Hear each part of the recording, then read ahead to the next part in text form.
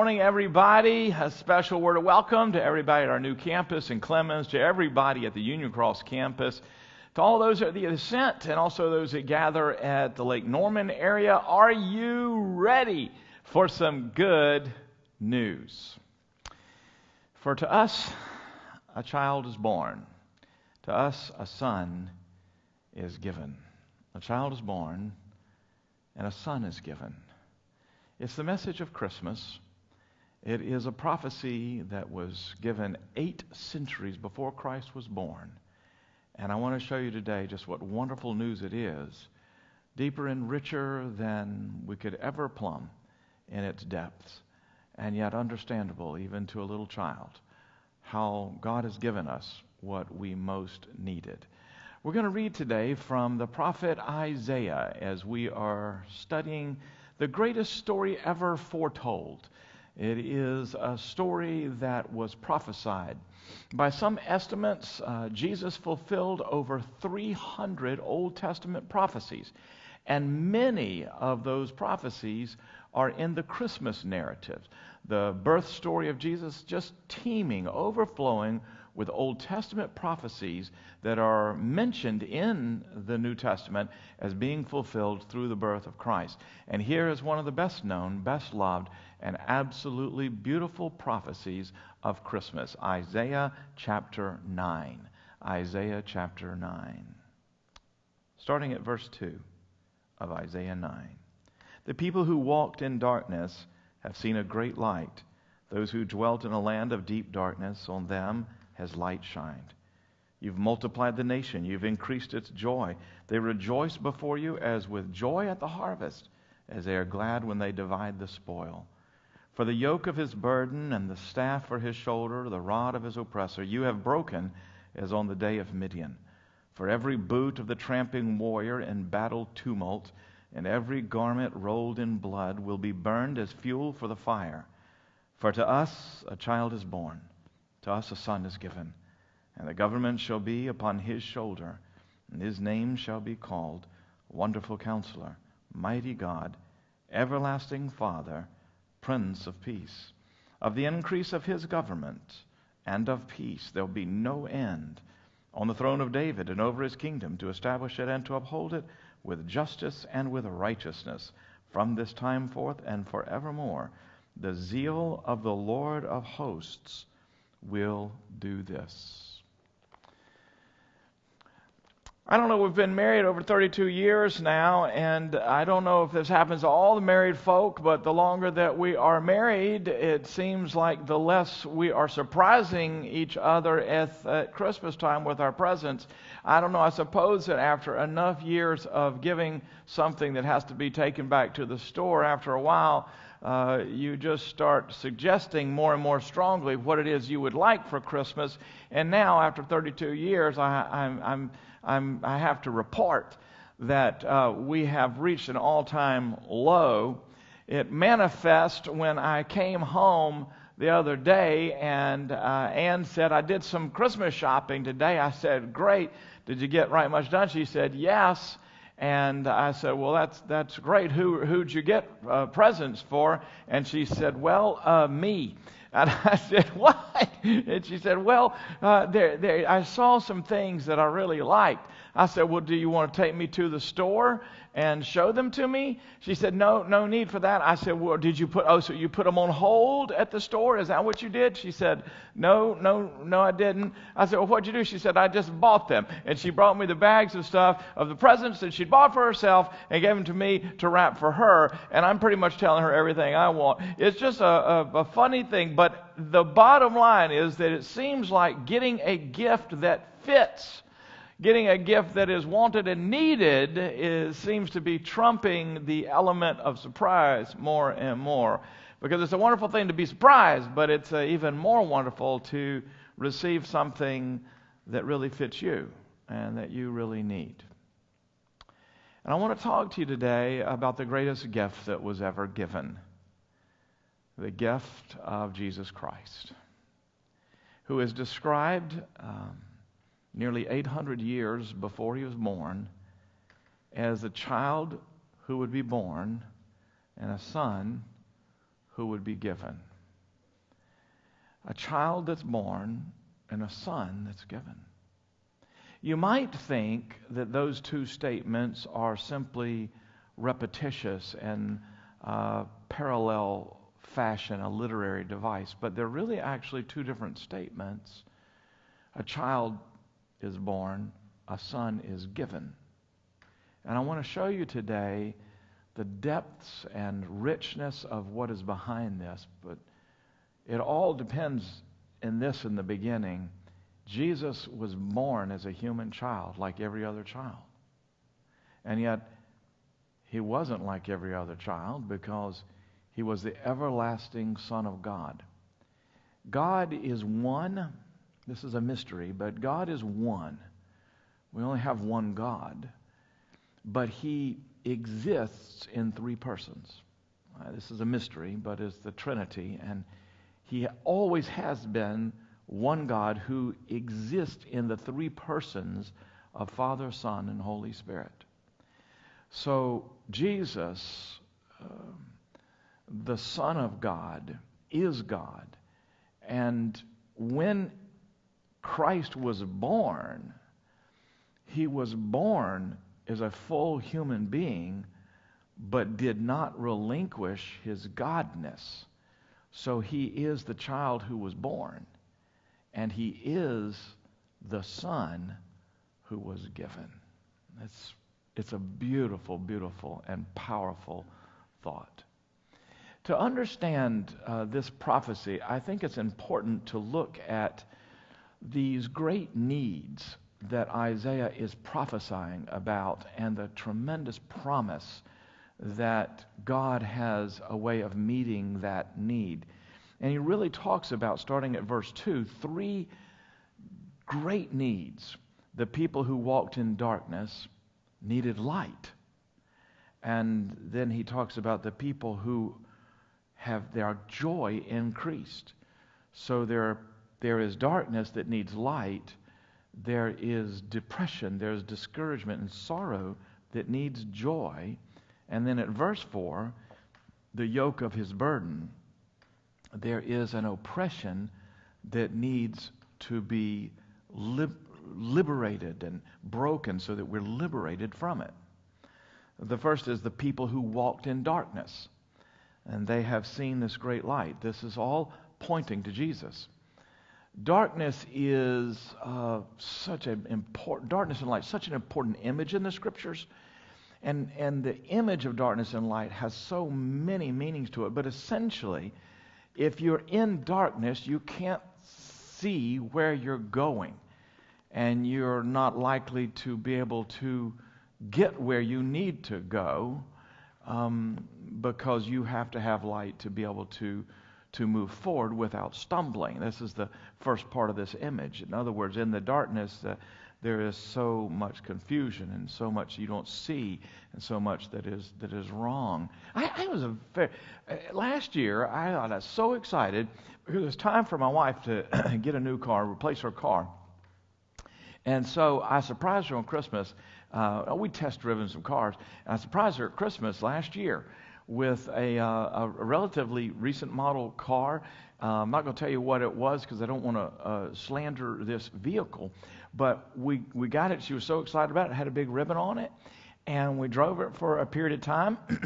But I had never thought about test driving a car to see if the headlights were good. I had never thought about it. And the headlights on this car were terrible. In fact, they were so bad that Ann said one time, she said she couldn't tell if they were on. And it was about the truth.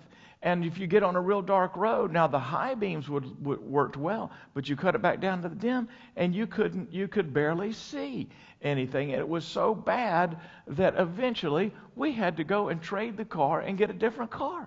I couldn't believe it. We actually tried to put an aftermarket product on it, but we never could get the headlights to really work well. And if you can't get enough light, then you can't drive at nighttime. And I just was thinking about this when we got our new car, and it's got these wonderful headlights. And I never thought about it before, but I mean, back when we were trying to decide what to do about the car, it was on our mind all the time. And I'd see other cars with their headlights. They'd pull up next to us, and we had our little dim lights, and they'd pull up next, and we started coveting other people's lights. We'd drive along beside people and use some of their light. And then we got a new car, and it had wonderful headlights. They're beautiful headlights. They're bright. They shine the way. If you've ever been in darkness and then there's light, you know what a relief it is, because you can begin to move. In the darkness, the symbol of the darkness, it means, therefore, that not only are you limited as to being able to move without stumbling, without getting hurt, but so much goes wrong in the darkness, right? And there's deception. That's what the picture is of that. I found out something just recently, actually from my wife, who learned this, that was doing some exercise somebody had given her about standing on one foot and then closing your eyes and standing on one foot, and how much harder it is. And I realized that as I have aged, I get up in the middle of the night. If I get up in the middle of the night and it's dark, and I get up and I feel like I don't have as good a balance. And I realized that one of the ways that you balance is through your sight. So if there's just darkness, you can't move forward. There's deception and confusion, and you lose your balance, and you can get tricked. We need light. We need revelation. That's what the picture of Christ's coming is. Revelation, like he says, I'm the light of the world. The great second need here is that we need joy. Several years ago, the World Health Organization, abbreviated WHO, came out with a shocking declaration. It said that by the year 2030, they were predicting that depression would cause greater loss of life and greater disability than anything else, including cancer and stroke. Most medical professionals and sociologists agree that depression in America is at an epidemic level. Right now, depression is the greatest cause of disability in the country. And by the way, if you find yourself in that pattern where your sleep is irregular, you don't feel like engaging in life, your eating is different, relationships don't become meaningful, you find yourself being very sluggish. If you think that you might be depressed, please see a counselor and see your doctor. Interestingly enough, this is just sort of a side note to this sermon, depression, of all the psychological problems and disorders, depression is the most treatable and the least treated. And God has answers for you. But Isaiah here, 8 centuries before Christ, is talking first about the people in darkness needed light, the people in depression need joy. And then at verse 4, for the yoke of his burden and the staff for his shoulder, the rod of his oppressor, you have broken. The yoke, it's a picture of the heaviness of a burden, and a staff for his shoulder. Some scholars think it is an image of a slave who would sometimes be given wooden boards across his shoulders, symbolizing his burden as a slave, and the rod of his oppressor, the beating of a slave master to a slave, to an oppressor, beating of someone. And he says this prophetically, you have broken this, as on the day of Midian. It was a huge victory when the Israelites conquered the Midianites.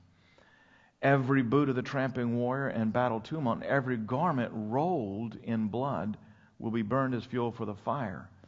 And so what is being spoken of here is not just the liberation from oppression, but the spoils of the war that now are enjoyed by those who once were oppressed. So here is a prophetic picture. 8 centuries before Christ, a light needs to come for the darkness. Joy needs to come in the midst of the depression that's in that darkness. And a liberating force needs to come, because when you're in darkness and depression, there is an active, oppressive spirit that comes against you. And all of this might be interpreted in natural terms as Isaiah's listeners would hear this. But what we see is that this is all pointing to Jesus, who is the light of the world and the oil of gladness, who pours out his Holy Spirit, who brings the fruit of joy, and whose spirit, another scripture says, breaks the heavy yoke. So that God came in the person of Jesus, and this is what Christmas was all about, because otherwise we walk in darkness, discouragement, and oppression. And the gospel has good news for anyone who's ever been in the darkness, anyone who's ever been in depression, and anyone who has ever been oppressed and harassed by the spiritual enemy, who is called the accuser or Satan, who always wants not only to discourage the people of God, but even when you're at your lowest, to attack you most. And God came in Jesus Christ. So there was going to be an answer for this, Isaiah said, and this is the answer. For to us a child is born, to us a son is given. And I want to talk to you about that with the remainder of my time. To us a child is born, to us a son is given. To say that Jesus would be is a child who is born, that the Messiah is a child who is born, is to emphasize that he's born as every other child is born, because he is fully human. I always thought that many years ago, Max Lucado's writings in his little book, God Came Near, about the coming of Christ and incarnation, some of the most beautiful words about his incarnation. Listen to this, the words of Max Lucado: God as a fetus, holiness sleeping in a womb, the creator of life being created. God was given eyebrows, elbows, 2 kidneys, and a spleen. He stretched against the walls and floated in the amniotic fluids of his mother. God had come near. He came not as a flash of light or as an unapproachable conqueror, but as one whose first cries were heard by a peasant girl and a sleepy carpenter. The hands that first held him were unmanicured, calloused, and dirty. No silk, no ivory, no hype, no party, no hoopla. Were it not for the shepherds, there would have been no reception. And were it not for a group of stargazers, there would have been no gifts. Angels watched as Mary changed God's diaper.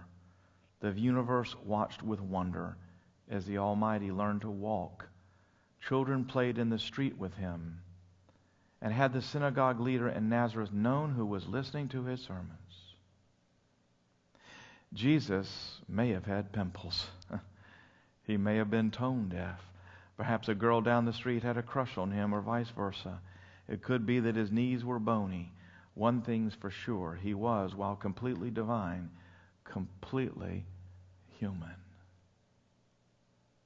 There's a part of us that maybe doesn't want to think of Jesus as completely human. Max Lucado later said he got a lot of criticism for that line that said Jesus may have had pimples. There's a part of us that wants to think that Jesus just transcends the humanity part, but don't rush past his humanity. Because to know that Jesus is human is to know this in the first place: Jesus understands you. He understands what it's like to be born. He understands what it's like to have to learn. He understands what it is to grieve. He understands what it is to be exhausted, what it is to feel pain. He understands what it is to die.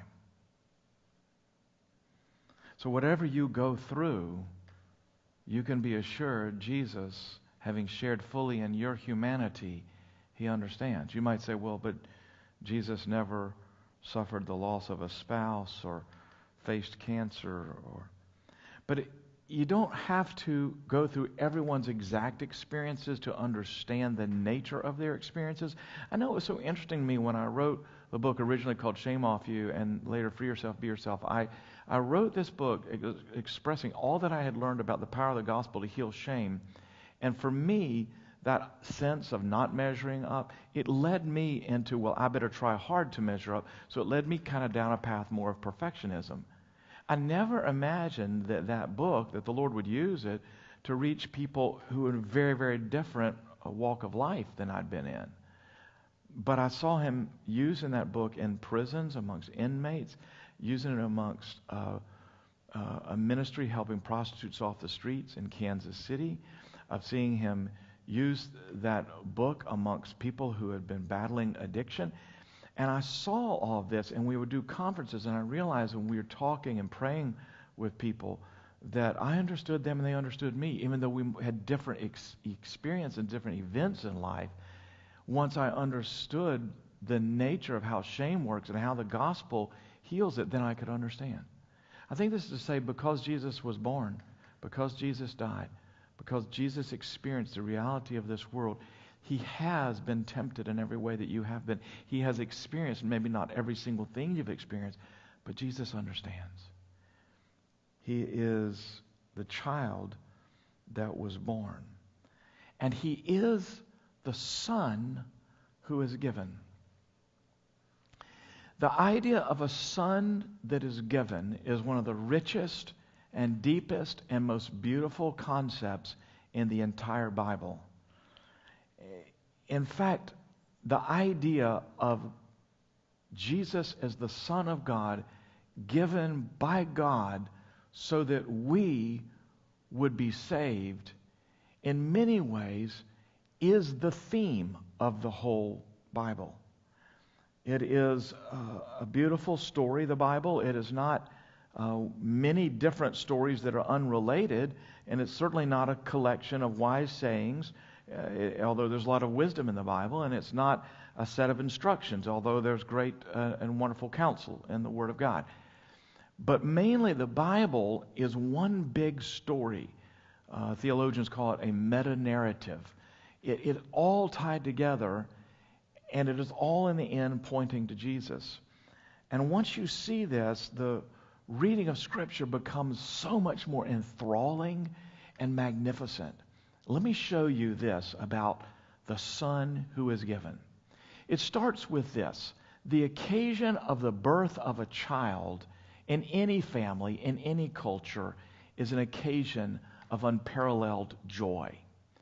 But especially so in the ancient Mideastern culture in which Jesus was born into. The birth of a child is like no other human experience. When my two children were born, I wept. I particularly liked the doctor that delivered Abby, and I've just been weeping for joy at Abigail's birth. And someone said something to the doctor, and she said, "No, I can't leave right now. I need to watch Alan cry for a while." And I'll never forget, and she was celebrating with us. But there is a joy, any parent can tell you, that comes with this that's like none other. It is a joy that is no respecter of persons. Whether you're rich or you're poor, whether you have good circumstances or hard circumstances, there is something about the birth of a child. But there was in this culture something distinctly beautiful and joyful about the birth of the firstborn son. Now, don't stumble over this, because our culture doesn't have the same sort of customs of primogeniture, and we understand that there's tremendous equality in the sense of male and female roles.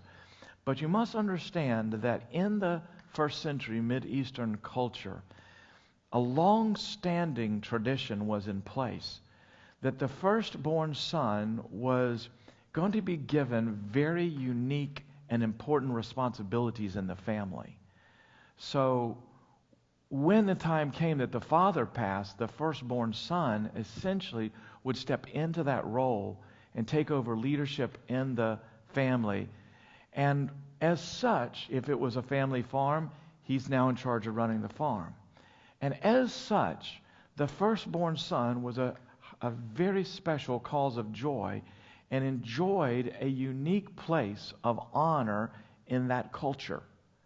A firstborn son would eventually receive from his father a spoken blessing that would affirm a destiny unique to that firstborn son. And that firstborn son, because he would have so much more responsibility, would also be entrusted with more of the estate and would receive, in essence, a double portion of the inheritance. So, a child being born, we all understand, is a tremendous cause of joy, but a firstborn son in that culture was especially precious. The thing you would count most dear if you were a parent would be your child. But in that culture, you would count most dear your firstborn son. Now, the story of the Bible becomes marvelous and in some ways mystifying when you see this theme of the firstborn son woven all the way through it. The one who's called the father of Israel, because he was the one that God called seemingly out of nowhere and announced to him, even though he and his wife were very old, that they were going to have a son and he was going to be the father of a nation. That man, Abraham, was promised that he would have a son. But for a long period of time, he and Sarah didn't have a son. And so, in their confusion over why the promise of God had not yet been fulfilled, they brought in Abraham's maidservant, Hagar. And Abraham slept with her, and she gave birth to a son whose name was Ishmael. But this was a son who came in an ordinary way by human means, because Sarah was beyond childbearing years, but Hagar was not. Well, Ishmael was not the son of promise. He was technically the one that was the first one born, but he wasn't the son of promise born to Abraham and Sarah. So here's the first instance where you have this: is Ishmael really the firstborn? No. Eventually God does a miracle and a son is given. And Isaac is born to Abraham and Sarah in their old age. And Isaac is the whole hope of the promise of God. Well, in the middle of the story of Abraham and Sarah and this beloved son that Abraham loves with all his heart, God tells Abraham to go do something very unusual, something bizarre. He says, I want you to take your son, your only son whom you love, and go and offer him on the altar as a sacrifice of worship to me. Well, the reason this was so bizarre is that child sacrifice was an abomination in Israel. There's no chance in the world that God was actually going to allow Abraham to sacrifice his child. And yet, in breathtaking obedience, Abraham takes Isaac and wood, a knife, and goes to an altar at Mount Moriah to sacrifice the son. And the son, Isaac, says to his father, I see that we have the wood. I see that we have the provisions for it. He said, but where's the lamb? And Abraham said, God himself will provide the lamb. So somehow Abraham knew that he was going to act in obedience, but God was going to give him his son back. And so he put Isaac on the altar, and he lifted the knife, and an angel arrested his hand. And the Lord spoke and said, do not harm the child. And at that moment, there was a ram who rustled in the thicket. And he offered the ram instead of his son. So his son was given back to him. It was like saying, your son is required of you. You're going to have to give your son. But instead, the son was given back to him. Well, interestingly, Isaac has these two twin boys, Jacob and Esau. And Esau is born first. And Esau, therefore, should enjoy the privileges of a firstborn son. But Jacob, his conniving younger twin brother, deceives Isaac when Isaac is old and blind and in the darkness, and he gets confused. And he believes that Jacob is Esau, so he blesses Jacob instead of Esau, and he gives Jacob Esau's inheritance. And so Jacob's a thief, and we have another story of Esau who is the firstborn, but Jacob gets treated like the firstborn. And then Jacob, this conniver himself, he falls in love with a woman named Rachel. And he loves Rachel.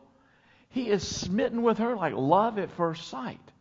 But Rachel's father, in an act of trickery under cover of darkness, slips in his other daughter Leah on the night of their wedding, and Jacob marries the wrong woman. So he's married to Leah that he doesn't love. He works for 7 years, and then he gets Rachel. Well, these two wives of his, this is a messy household, and they want to produce sons for him. Well, the problem is that Rachel can't seem to have children. At first, Leah can't seem to have children. So they bring in their maidservants, Bilhah and Zilpah, and they start having children. And it is a dysfunctional household. And what happens is that Rachel doesn't have any children until finally the 11th son is born in that household and born to Rachel. And that son, who was born to the woman that Jacob loved, that son's name was Joseph. So to Jacob, Joseph was like his firstborn son because he was the firstborn son to the woman that he loved. Joseph was sold into slavery by his jealous brothers, and they let their father, Jacob, think that Joseph was dead. So the son is gone. The beloved son is gone until by a series of miracles and God's providence, Joseph becomes prime minister of Egypt. And one day, Joseph's brothers go to Egypt to get food, and they're reunited with him, and eventually Jacob sees Joseph. His son he thought was dead is returned to him. Once again, a firstborn son seems to be gone, but then is restored. This image is so pervasive that Jesus, even in probably his most important parable, says there was a father who had 2 sons. And he describes what it was like for this father with 2 distant sons. I say all of this to set up what in the world is meant by the son who is given. Now, to fully understand it, though, we must move on to something that becomes even more important to this theme. And that is that after Joseph has died, there's a Pharaoh who doesn't remember Joseph, and the Hebrew people had grown so plentiful in Egypt that a Pharaoh who was very cruel put them under slavery and tormented them for many years. But God heard the cry of his people, and he raised up a man named Moses to be a deliverer because the people needed to have the yoke of bondage broken off of them. God was going to move on behalf of his people. And he told Moses to tell Pharaoh to let the people go. But Pharaoh was stubborn, so God sent a series of plagues against the Egyptians to convince Pharaoh to let the people go. But it wasn't until the 10th plague, the plague against the firstborn sons of Egypt, that Pharaoh changed his mind. And God told Moses to instruct the Hebrew families that on this night, which came to be known as Passover, that on this night God was going to strike down the firstborn of Egypt to punish the great evil of Egypt. But any Hebrew family who got this light of revelation and understood the promise that was given, that if you'll take the blood of an innocent lamb and put it over your doorposts, then you will be spared and your firstborn sons will live. Anywhere that happened on the night of the Passover, where there was loud wailing and shrieking in Egypt because the treasured firstborn sons were dying one after the other. But in the Hebrew homes, as this darkness moved through the land, they were safe and they were secure. They were saved by the blood of the Lamb. So their firstborn sons that should have died along with the Egyptian firstborn sons instead were spared because the blood of the Lamb that was slain and put over their doorposts. Well, this was the act of the liberation of the people of God, because Pharaoh and all the Egyptians said, "Leave from this place." They knew that God is God. And so it was by this that they were able to escape their slavery and bondage. And it becomes the pivotal story of the people of God, the Passover that is celebrated every year. But what most don't realize is that there's another ceremony that was very, very important that followed this in Exodus chapter 13. The Lord, at verse 1, said to Moses, "Consecrate to me all the firstborn. Whatever is the first to open the womb among the people of Israel, both of man and of beast, is mine." And he goes on to clarify this at verse 11. "When the Lord brings you into the land of the Canaanites, as he swore to you and your fathers, and shall give it to you, you shall set apart to the Lord all that first opens the womb. All the firstborn of your animals that are males shall be the Lord's. Every firstborn of a donkey you shall redeem with a lamb, or if you will not redeem it, you shall break its neck. Every firstborn of man among your sons you shall redeem. And when in time to come your son asks you, 'What does this mean?' you shall say to him, 'By a strong hand the Lord brought us out of Egypt from the house of slavery.'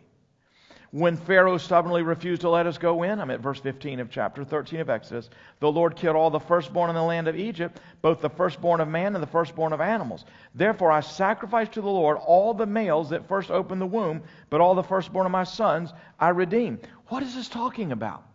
This is the Lord saying, now I hope you're following this. This is where it's going to become enthralling and thrilling to your soul if you see this. The Lord was saying, it wasn't because you were more righteous than the Egyptians that you were spared. It is because of the blood of the Lamb over your doorposts. In other words, you were saved by grace. There's never been any other way of being saved except by the grace of God. And he said, I don't ever want you to forget this. And so here's what you're going to do.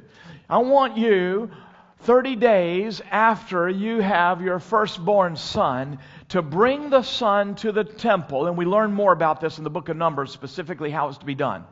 And bring your son to the priest. And the book of Numbers describes it this way. You can bring to the priest the son, and you can bring a lamb. It later became you bring 5 shekels. And you present, let's say, your 5 shekels and your firstborn son to the priest. And the priest then essentially looks back to the parents and says, what do you want back? Do you want your 5 shekels or do you want your son? And the couple, of course, says, we want our firstborn son. And so the son is given back to them. But the symbol is that just as all of the Egyptian firstborn died because there was so great a debt in Egypt, so there is a debt that is upon all of us, because all have sinned and fallen short of the glory of God. All of us have a debt we cannot pay. And so the Lord is saying, if you want to have an idea of how deep the debt is that you owe for your sin, the only way it could be described is a son must be given. And you take the most precious thing, the birth of a child, and the most precious thing in Mideastern culture, the firstborn son. You can't think of anything more costly than to give up your firstborn son. And the Lord's saying, the firstborn son belongs to me, and rightfully you should come and you should offer that son to me as a sacrifice, even as was demonstrated in the shadow of Abraham and Isaac on Mount Moriah, even as it was that Jacob thought that Joseph was gone. He said, if you want to really remember my grace, then this is what you do. And so interesting, we won't take time to read about it. In Luke's gospel, Mary and Joseph go to the temple a month after Jesus was born because they go to take him, and there are 5 shekels, or in this case, 2 turtle doves, and they are having the consecration or the redemption of the firstborn, which Orthodox Jewish families still practice. So to say that a son is given is to remind everyone who knows about the redemption of the firstborn that instead of you bringing your firstborn to God, what has God done but brought His firstborn son to you? God has given you His only begotten Son. God so loved the world that He gave His only begotten Son, that whoever would believe in Him would not perish, but have everlasting life. We who walk in the darkness need a great light. We who walk in the darkness of depression need a great joy. We who have been under the heavy weight of bondage need a great liberation. And there's only one way. It is like the whole cosmos in all history has been crying out throughout all creation. A son must be given. A price must be paid. And God came and was born as a human baby. But He was the Son of God who was given for the salvation of the world. How ironic. Mary and Joseph took their baby to redeem him back, not knowing that Jesus had come to redeem them. And that's the gospel.